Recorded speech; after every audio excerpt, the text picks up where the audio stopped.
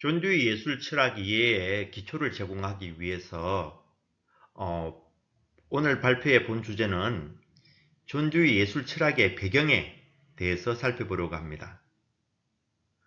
듀이의 철학은 굉장히 어떤 변화적인 과정을 걸치고 있습니다. 그런 변화를 낳게끔 한 배경이 무엇일까에 대해서 고찰해 보는 것이 오늘의 내용이라고 할 수가 있겠습니다.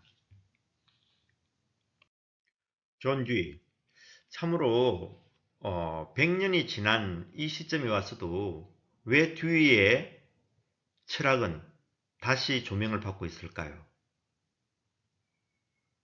참으로 그의 업적은 대단할 겁니다. 물론 우리가 100년이 지났다고 해서 굳이 계속 그에 대해서 탐구하거나 그의 가치를 계속 논의할 필요는 없을 겁니다. 시간적으로 본다면요. 그럼에도 불구하고 지금 새롭게 20년 전부터 각광을 받고 있는 이유는 특별한 이유가 있을 것입니다. 대표적인 것이 오늘날에도 그의 철학이 유효하기 때문에 그럴 것입니다. 자, 여러분들 여기를 한번 보십시오. 듀이가 1859년 10월 20일에 태어나가지고요. 52년 6월 1일에 사망했다고 이렇게 기록하고 있습니다. 참 오래 살았습니다. 거의 1세기 가까이를 산 인물입니다.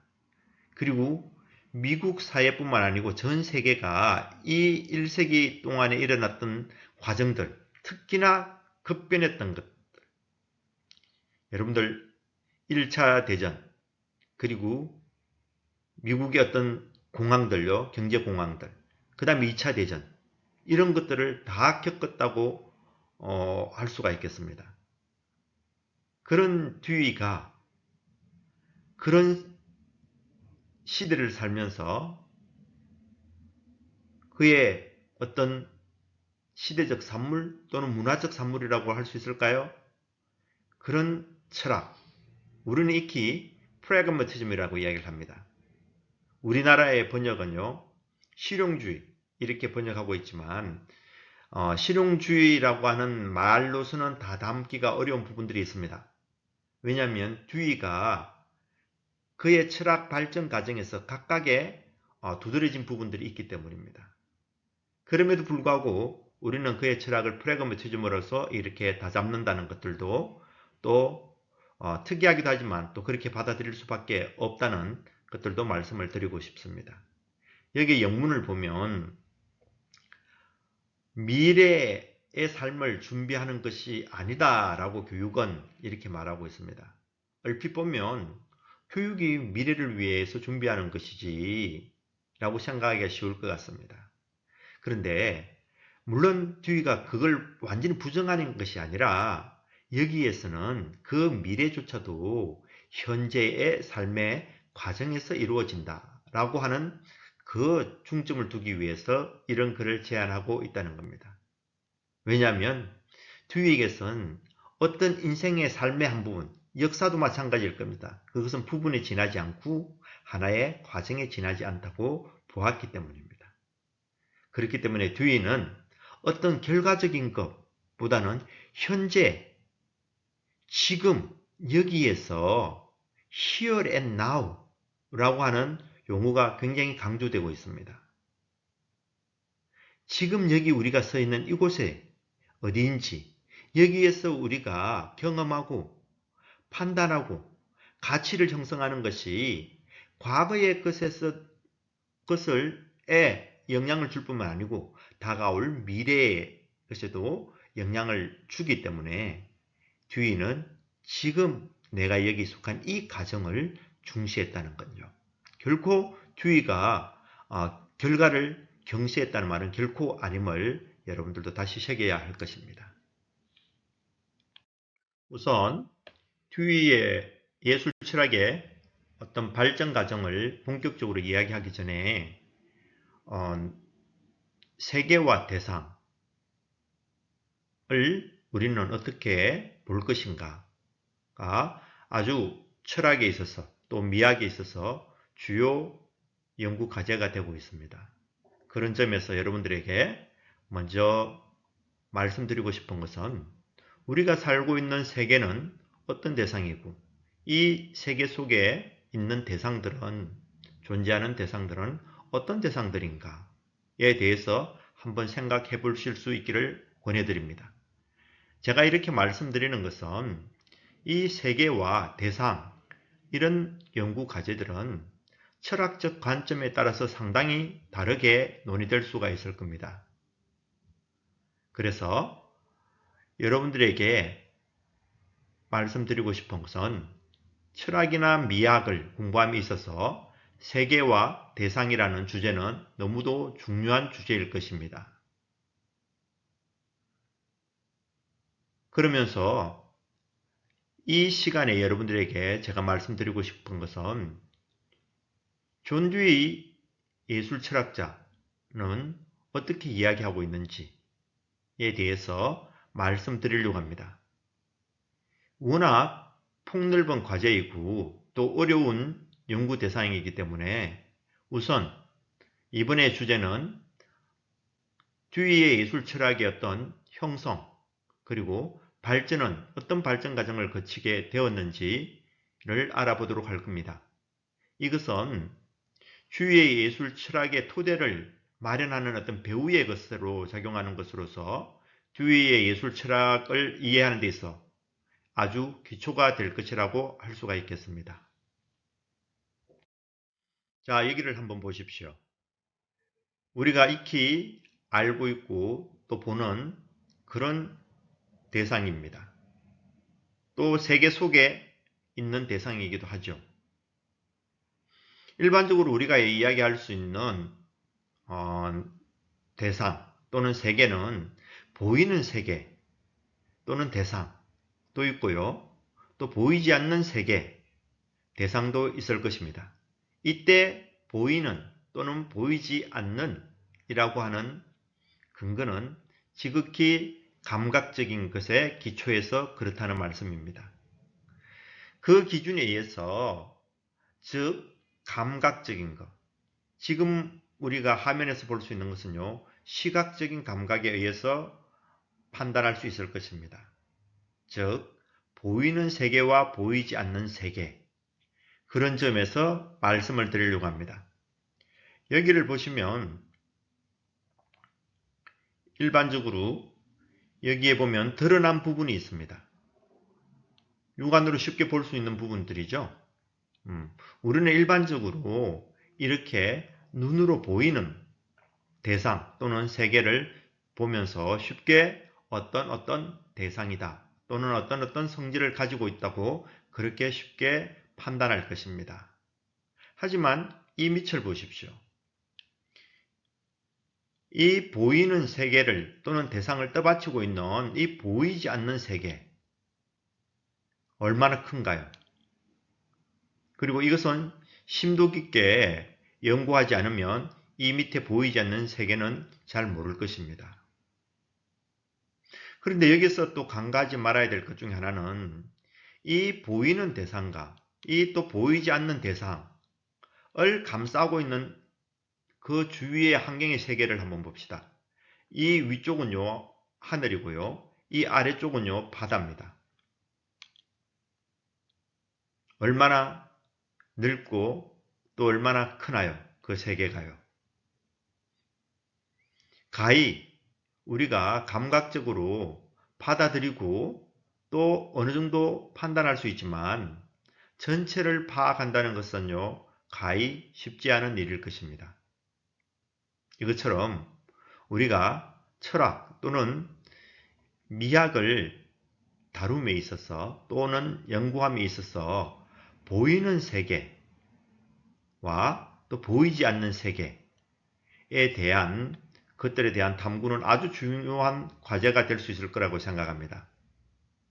자, 여기 쉽게 말하면 이 보이는 세계는 현상계입니다. 감각적으로요 쉽게 다룰 수 있는 세계입니다. 그리고 누구나가 쉽게 인식하고요 공감할 수 있는 세계입니다. 왜냐하면요 사람은 누구나가 감각을 가지고 있기 때문입니다. 대표적인 감각이요 시각, 청각, 촉각 이 대표적이라고 할 수가 있겠죠. 이 정도만 가지면 이 빙상과 그리고 떠받치고 있는 이런 정도의 것은 쉽게 공감하고 서로 이야기를 나누면서 공유할 수 있을 것입니다. 하지만 보이지 않는 세계, 즉 내가 감각적으로 경험할 수 없는 세계 또는 증명이 불가능한 세계에 대해서 함께 공유하고 함께 논의한다는 것은 쉬운 일이 아닐 것입니다. 왜요? 경험해보지 않은 사람에게는요, 그것을 결코 수용할 수 없기 때문입니다. 그렇기 때문에 여러분들 철학이라든지 어떤 미학의 연구와 또는 그런 탐구에 있어서 중요한 것 중에 하나는 우리가 보이는 것은요, 일반적으로 과학 세계에서 너무나 명쾌하게 밝혀주고 있습니다. 그렇지만 이 보이는 세계는 보이지 않는 세계에 의해서 밝혀지고 있다는 것이 대부분의 학문적 견해입니다. 철학적 견해이죠. 그래서 철학은 보이는 이런 세계와 대상보다는 보이지 않는 세계와 대상에 더 관심을 가진다는 것도 알아두시면 좋을 듯합니다. 듀이 역시도 보이는 세계는 과학에서 근거해서 판별하면 된다고 하였습니다. 그렇지만 보이지 않는 세계, 즉 우리가 쉽게 감각을 통해서 공유할 수 없는 세계들은 결코 예술로 통해서 접근하면서 그가 많은 부분들, 경험주의에서 풀리지 않는 부분들을 해명하려고 했죠. 자, 그렇기 때문에 여러분들은 보이는 세계, 즉 보이지 않는 세계를 동시에 늘 보실 수 있어야 된다고 생각합니다. 그럼에도 불구하고 분명하게 여러분들에게 밝힐 것은 제가 지금 이야기하는 철학적 관점은 존 듀이의 경험주의 예술 철학 관점입니다. 그렇기 때문에 경험주의라는 말이 뭡니까? 결국은 감각에 기초한다는 말이죠. 감각에 기초한 경험이 중심이 된 사조가 바로 경험주의라고 할 수가 있겠습니다.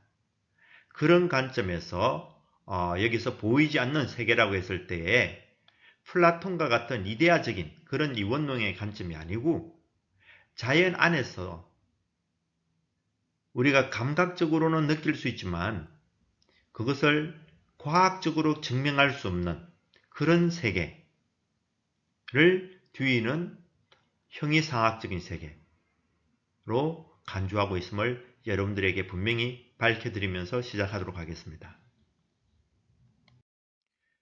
본론에 들어가기 전에 우선 많은 철학적 범주들을 살펴보면 우선적으로 존재론, 무엇이 진짜인지 참된 것인지에 대한 과제겠죠.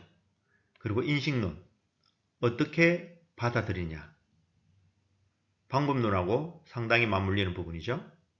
그 다음에 가치론, 그것이 도대체 어떤 가치를 지니는가, 의미론하고 관계가 있겠죠. 이런 범주 또는 영역이 있음을 알아두시면 좋을 듯 싶습니다. 존재론은 이원론하고 이론론 이런 관점들이 있습니다. 이원론은 플라톤의 어떤 철학의 근거이기 때문에 굉장히 쉽게 우리가 이해는 할 수가 있습니다. 물론 그것을 검증하기는요 불가능하죠. 그렇지만 우리가 머리로 이해하기는 너무나 쉽습니다. 그런데 이론론이 상당히 문제입니다. 이건 이원론이 대비된다고 이야기할 수 있지만요. 그 이해에 있어서는 상당히 복잡다담을 지닙니다. 일반적으로 철학에서 보면 크게 철학의 시작을 소크라테스부터 시작할 수 있겠죠. 인간에 대해서 이렇게 오니까. 물론 바깥 세계에 더 중심으로 둔 철학들도 많습니다. 그렇지만 확고하게 학문적 체계를 다진 사람을 들러가면 그의 제자인 플라톤과 또 아리스토텔레스라고 이야기할 수가 있겠습니다. 플라톤은 지극히 이원론적인 관점이고요. 아리스토텔레스는 이원론인 관점보다는 진짜 참된 것은 그 실제에 내재한다. 사물에 실제적으로 내재한다. 라고 본 일체론에 가깝습니다. 이론론하고 물론 관련도 있지만요. 그것을 철학적인 논쟁이 많기 때문에 여기에서는 어떤 진짜 분리된 것이냐, 안 그러면 그것이 합쳐져서 하나 속에서 나타나느냐, 그런 쪽으로 생각해 주시면 좋겠습니다. 두 번째는 인식론이 있습니다. 말씀드린 것처럼 합리론, 즉 이성에 근거해 가지고 받아들이는 것이죠. 받아들여서 판단하고 어떤 결정하는 그런 방법이 되겠습니다. 경험론은요, 감각에 의해서요, 그렇게 받아들이고 또 판단하고 결정하고 선택하고 그런 문제들이 이루어지는 것이 바로 이 경험론이라고 할 수가 있겠습니다. 가치론에 있어서는 일반적으로 그것이 객관주의, 즉 정신에 의해 가지고 어떤 것들이 밝혀지는 것에 의한 가치를 두는 객관주의가 있고요. 또는 마음의 의지에 따라 가지고 중점을 두면서 어떤 주관주의의 가치를 두는 그런 두 부류가 있다는 것들도 알아두시면 좋을 것 같습니다. 그러면서 여러분들에게 말씀드리고 싶은 것은, 그러면 우리가 살고 있는 이 세계 또는 우리가 다루려고 하는 세계와 예술은 어떤 세계인지, 또 그것들은 여기에 보면 존재론적으로, 인신론적으로, 가치론적으로 어떠한 접근이 이루어질 수 있는지, 당연히 철학자와 철학적 관점에 따라서 다를 것입니다. 그것은 여러분들이 충분히 이해하고서요, 그 철학적 범주 내에서 이해하시려고 하셔야 될 것입니다. 그러면서 이러한 세계와 예술에 대해서 어느 정도 가늠을 했다면, 그러고 난 다음에 예술 경험은 어떻게 이루어지는지, 또 어떻게 정의할 수 있었는지에 대해서 우리는 심도 있게 연구하고 또 그것을 현실과 실제와 연결시키려고 해야 할 것입니다. 듀이는 그 세계의 범주를 자연으로 잡고 있습니다. 그러면서 이 자연 세계라고 하는 것은 그러면 듀이에게서 어떻게 다루어지고 있느냐 하면, 우리가 일반적으로 육안으로 감각적으로요 경험할 수 있는 이 모든 세계가 바로 자연입니다. 우주 삼라만상이라고 할 수가 있겠죠. 자, 이 자연은 우리에게 보면 1차적인 소요들, 즉 물질적인 것들입니다. 굉장히 뭐라고 할까요? 감각적으로 만져질 수 있고 또는 다뤄질 수 있는 그런 물질계라는 거죠. 그런데 여기에서는 이 물질계를 가능하게끔 하는 실제라고 하는 것들도 다루고 있습니다. 물론 이렇게 실제라고 용어는 썼지만 결코 듀이에게서 실제는 플라톤과 아리스토텔레스적인 그런 변하고 불변의 것, 이런 어떤 실제가 아닙니다.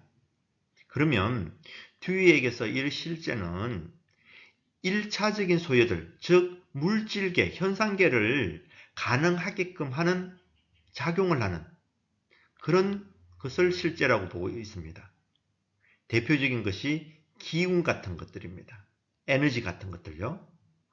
그런 것들을 듀이는 실제라고 보고 있다는 것입니다. 그러면서 이 자연은 인간과 세계를 가능케 하는 바로 배후가 되고 있다는 것입니다. 그 대표적인 배후를 만약에 형이상학적인 접근에서 본다면 실제에 해당되겠죠.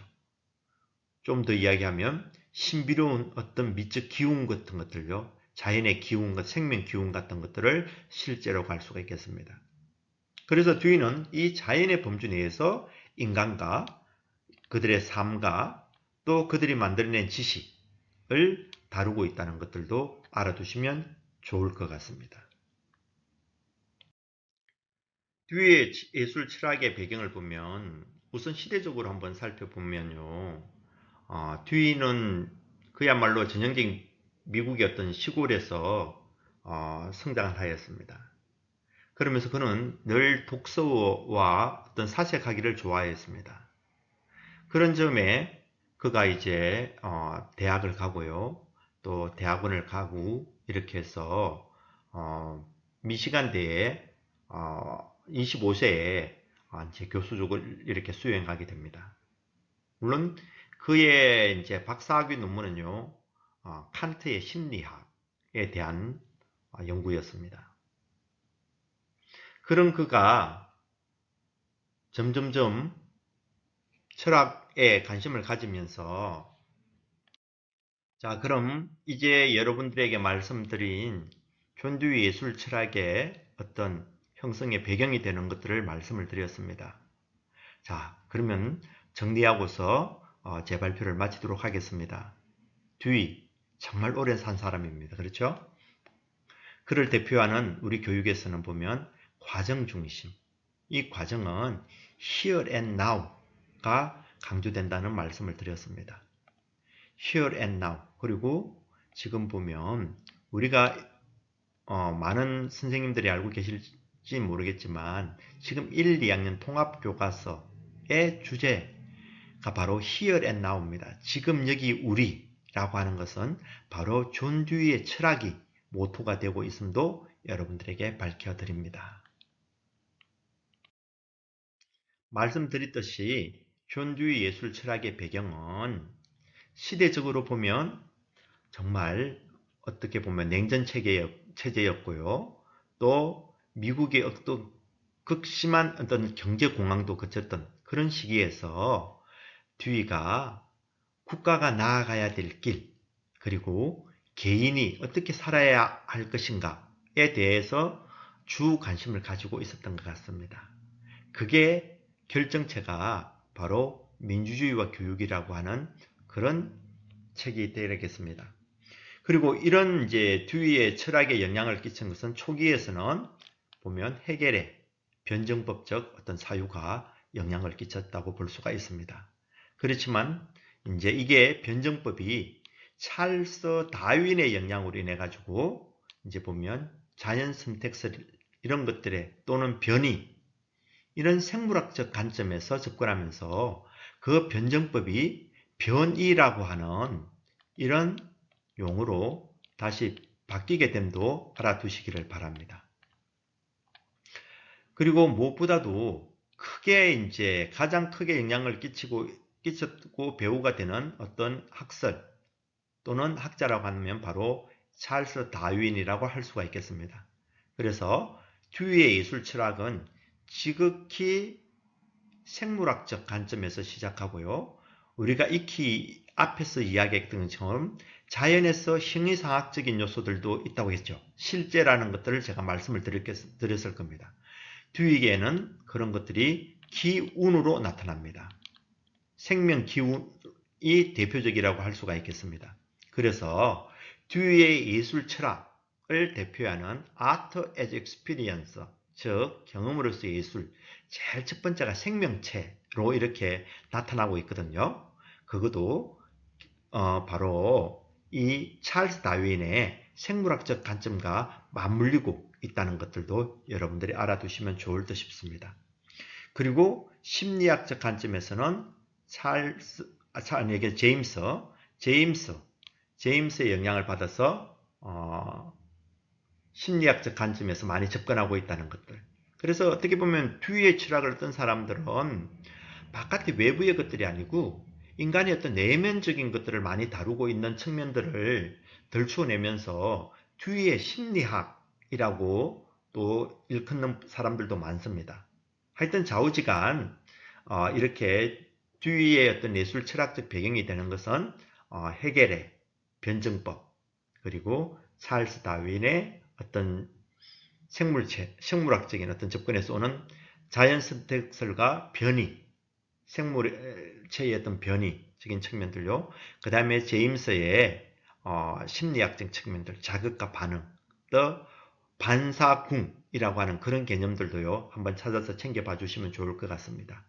한 가지 더 말씀드리자면 지금 보면 엘리엇의 앞에 보면 제2판에 엘리엇의 이제 그게 실천주의 음악 교육 철학해서 보면 제2판에 보면 이제 지극히 듀이의 어떤 교육학적 관점들이 많이 등장합니다.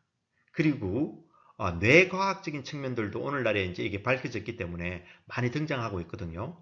그러면서 거기에 보면 마레샤라고 하는 이제 공동 저자죠. 자기 와이프라고 하는 엘리엇의 아내가 되는 어떤 그게 말사하고 이렇게 공동으로 이렇게 이제 저작물을 내놓게 되는데요. 거기에 보면 많은 것들이 말샤가 이렇게 언급하고 있는 앞부분에 이제 교육과 관련하고 있는 내용들이 뒤의 어떤 철학의 많은 부분을 이렇게 인용하고 있다는 그 정도도 알아두시면 여러분들 음악 교육 또는 음악 교육 철학과 관련해서 여러분들 많은 이해 또는 발전에 도움이 되지 않을까 그렇게 생각을 해봅니다.